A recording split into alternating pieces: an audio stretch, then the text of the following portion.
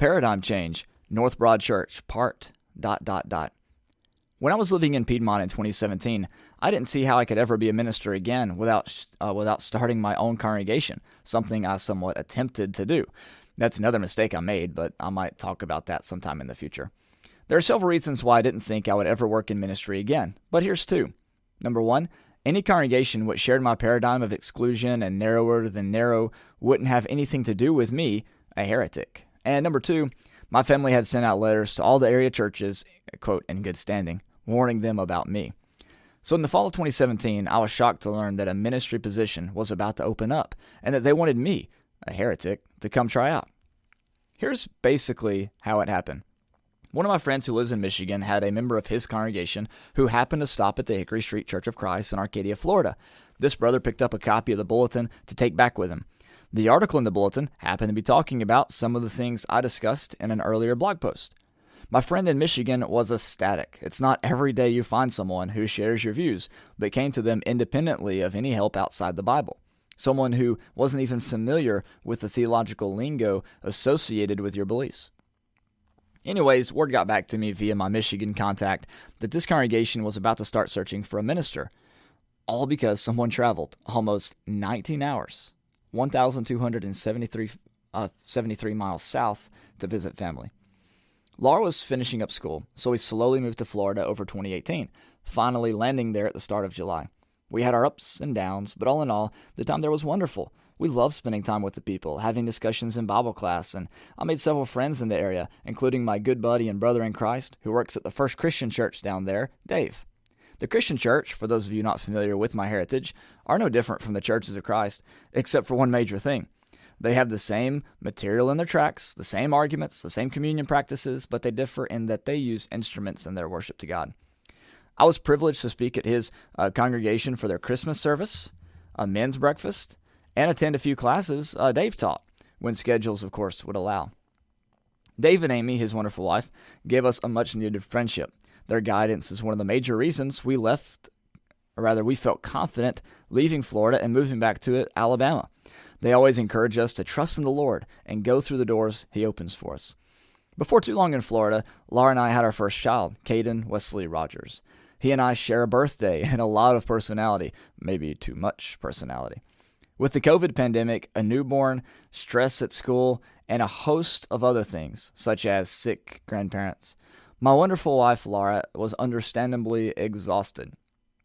She was exhausted physically, mentally, and even spiritually. Some of you will get the bap thing if you have met Caden in the last 3 months. Something you need to know about me is that I was meant to be born in Florida. The sun, the ocean, the blistering heat, and the walking trails through the swamps are few of my favorite things. I have a theory as to why this is. Heaven on earth for me is Maywood Christian Camp, and summers there are basically everything above, except for the beach, but I digress. Not only do I love Florida, I love Hickory Street Church in Arcadia. We could discuss just about anything in Bible class. No questions were off limits. No subjects were taboo. I could be myself without having too much to worry about. Again, not everything was perfect. No place is.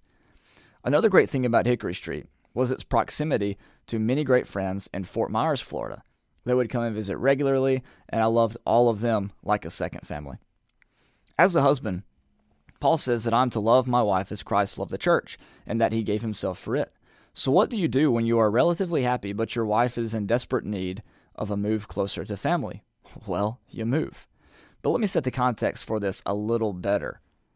Laura Shea Rogers is truly an amazing wife. She has put up with me and followed me around in my ministry for years. She has sacrificed so much for our ministry. Relocating to Alabama was something I was happy, although reluctant, to do. If getting the ministry job at Hickory Street was about as close to a miracle that I've seen, then it would take a miracle of equal magnitude, if not more, to get me back to Alabama. So we prayed and prayed. My friend Brian McLaren offered help in helping me find or even plant a church for several different denominations, including the Disciples of Christ, another branch of my heritage. But thankfully, I received a message one day from my friend and fellow minister, Jesse. It asked if I, a heretic, would be willing to move back to Alabama. We apparently had talked about it before then, but I think it started off almost as a joke. But when he messaged me this time, it was something he was seriously considering. Then, about 3 months after that, I received another message asking if I'd be willing to move. I declined because of plans I had for the fall, but those fell through. About a month later, I sent him a message saying that we were considering. We set up meetings, interviews, and a time for me to preach. I've always wanted to be a full-time minister again. I really believe it is what I am meant to do. And thanks to the counsel of people like my friend Dave, I felt ready to leave exile in Florida and return to the promised land, the foothills of Alabama, my first love. What happened next happened very quickly. We received the job offer, gave our notice to Hickory Street, secured Laura a teaching job, and began packing in a matter of weeks. We said our goodbyes, visited the beach for the last time as Florida residents, there was red tide of course, and made the trip back to Alabama. We are now about 5 months in, and let me tell you, this is my new heaven on earth. As much as I loved Maywood, I can't believe that a place like this exists, that a church like this exists. Of course, they have their problems. Of course, they have things they can work on. COVID hasn't been kind to this congregation like many around the world. But when I tell you that this is my new heaven on earth, I really mean it. Let me tell you a little bit about what sold us on North Broad. Beside their Coke cooler with unlimited supplies of Dr. Pepper, 2 words, barn night. Sunday morning worship was amazing. Jason Simmons, our worship leader, does a great job picking out songs, leading in worship, and practicing with the praise team. A praise team, Mike Singers, is something I never experienced, but I instantly fell in love with it. I was able to listen to my part and pick up on the songs quicker than normal. For communion, they offer the option for anyone who wants to remain seated. Everyone else has the option of gathering around a table like they would have done in the first century, giving each other a hug and taking communion together. After Sunday service, I met with the youth group and their parents. The youth room is awesome. They have chairs circled up for Bible study, places to hang out and eat, different games like foosball and this cool game where it's pull, but like putt-putt at the same time. And the kids were great. It really was a treat. But barn night was something else. One of our amazing couples in North Broad invites everyone to their barn on Sunday evenings, sometimes several times a month. They get together, circle around the campfire, eat, fellowship, play, sing out of old hymnals, and several of us bring instruments and play everything from blues to bluegrass. There really is something for everyone. As fantastic as all of that is, there is something else about barn night that is so special. As I told you before, Laura had been having a difficult time. So we wanted to be closer to our families, but we also wanted a larger church family. Caden took right to everyone. Several of the parents and kids played with him and helped out while we were visiting and eating our dinners. We kept our eye on him, but we hardly even had to pay attention. I can't tell you how much that meant to Laura and me. And this has been consistent over the last 5 months. Again, inside joke.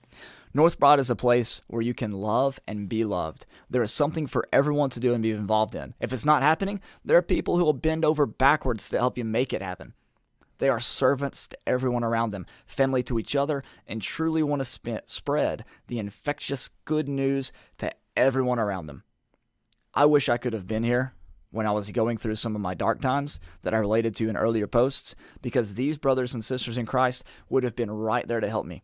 Not only that, they are people you can be vulnerable around, so you're allowed to express your doubts, questions, and problems.